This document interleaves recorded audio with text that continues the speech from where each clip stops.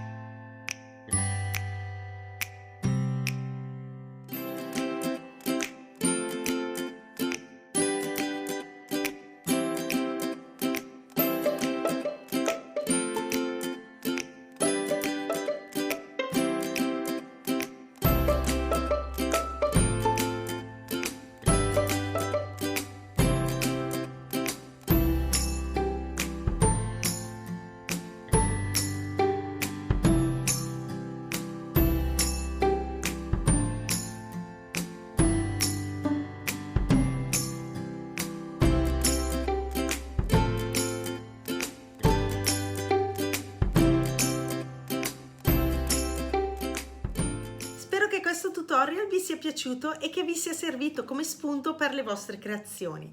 Se vi è piaciuto, mettete un like e se ancora non l'avete fatto, iscrivetevi al mio canale e non dimenticate di attivare la campanella per restare sempre aggiornati sui prossimi video che presto usciranno. Ciao a tutti amici creativi e buona creatività a tutti!